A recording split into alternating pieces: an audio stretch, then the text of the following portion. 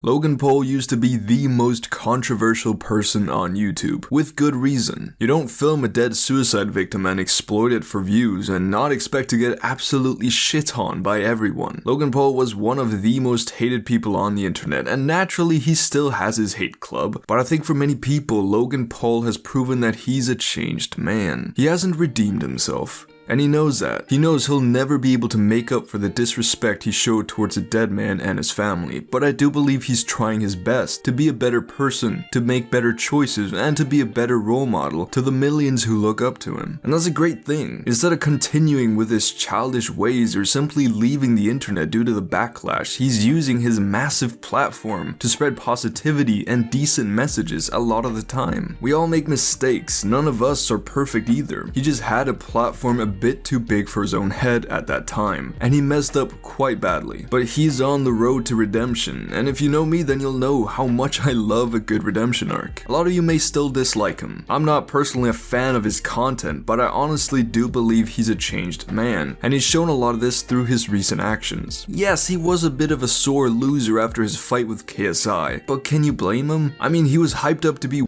legs, he has everything, and he's white. You know what I'm saying? So with that being said, he gonna be... No, but on a serious note, I saw a big difference in Logan from the first fight to the second fight. He had matured, and he keeps on maturing. During the Black Lives Matter movement, Logan made a statement that earned him the respect of a lot of people on the internet.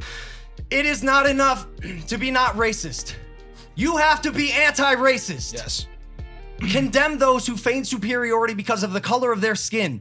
Friends, hold friends accountable. Hold your family accountable. Hold yourself accountable. And most importantly, we must hold our authorities accountable. This statement was so important for many people to hear because even after all this time, even after racism was banned on an institutional level, there's still so much racism in this world and it's fucked. And as the Black Lives Matter movement brought us some attention to, racism is still, for some reason, still institutional, and I think Logan is right. Too many people aren't racist, but they're also not anti-racist. Too many times in my life have I heard the words, not to be racist, but, and then heard them go on to say something racist. What? Too many times have I seen my own friends being treated differently than I have just because I'm white and they're not. The problem of racism is not just a problem for people of color. We're all humans, so if you're white, then this is still very much your problem as well. Now, Logan isn't saying that it's bad to be white. A lot of people think that this is the message with Black Lives Matter. But it's not. Let's not start discriminating white people just to make it fair. That's the wrong kind of fair. But we need to accept the privilege that can come from being white and use it to make the world better. White privilege doesn't mean that white people don't have struggles in life. It doesn't mean that people of color always have harder lives. It just means that the struggles we white people do have in life haven't come from our skin color. And that distinction is important. Because if you don't believe that white privilege is a thing, then you are indeed delusional. I've lived in various African countries for most of my life, those being Tanzania, Ghana, and Kenya, countries where black people are the large majority. However, as a white person, I have never in my life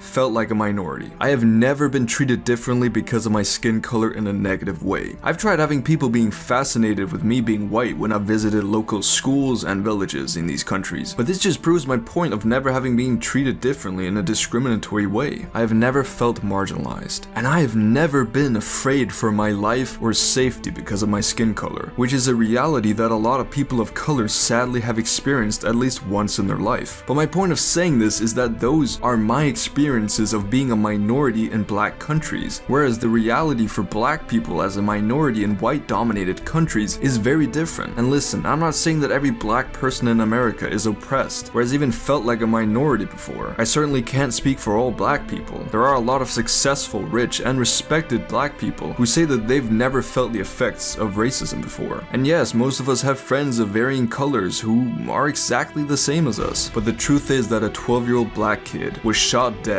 by police for carrying around a toy gun, whereas a 17-year-old white boy killed 2 protesters with a semi-automatic rifle, and he was arrested without being killed. I'm not saying the police should have killed him too. I'm saying 12-year-old Tamir Rice shouldn't have been killed in the first place. A lot of people have been defending the cops who did it, saying that the boy could have been dangerous, but so could the person who literally killed 2 people. I just don't understand how this keeps happening. And if you deny the role racism played in this, then you're an idiot. The truth is, racism is still very prevalent in America.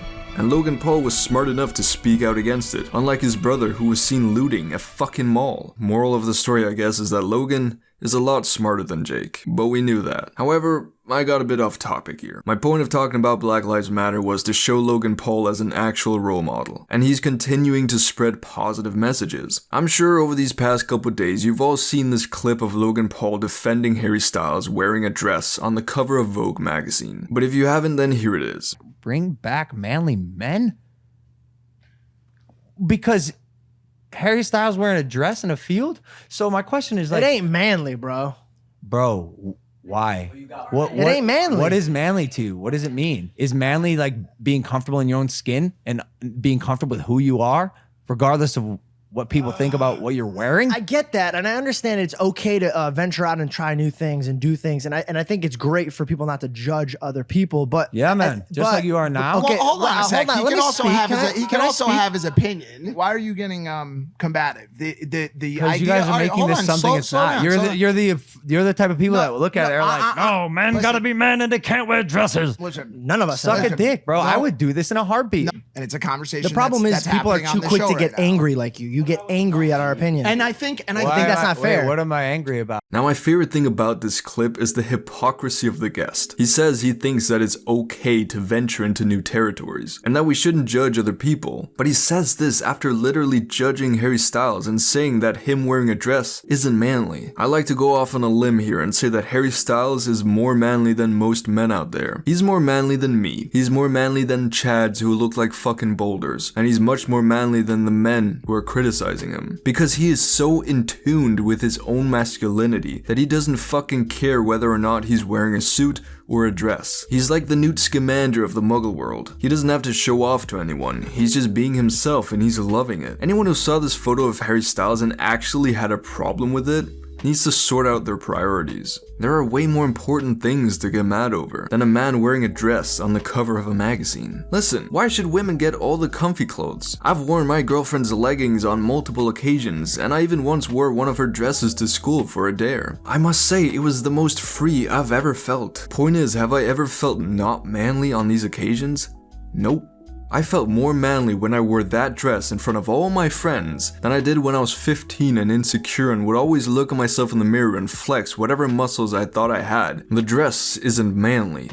The dressed man is manly. The point is that Harry Styles isn't any less manly just because he wore a dress. And I respect Logan so much for saying this, even as his co-hosts don't share his opinions. They're the ones saying that Logan is being combative, even though all Logan was doing was just appreciating this picture of Harry Styles and the message that comes with it. They're the ones who are challenging his message. They're the ones saying that this photo isn't manly. And I hate when people say, "Why are you getting mad? Am I not allowed to have my opinion?" Yes, you're allowed to have an opinion, but don't get angry at someone else for calling you out for contradicting yourself. I don't even think this debate should be a thing. Harry Styles is a man, and he's manly whether or not he wears a dress. If you don't like that fact, then keep it to yourself. We live in an age where people can be who they want to be, so I totally dig this message that Logan is sending out. That being, mind your business. It's really that simple. But yes, I'm making this video to give Logan Paul the credit I feel he deserves for trying to make the world a better and more inclusive place. Yes, you can criticize him for what he did back then, and it's completely fair. I've always thought that when people do something horrible, then it's alright to criticize them, but you should also praise them when they do something right. After all, positivity is much nicer than negativity. And you know what?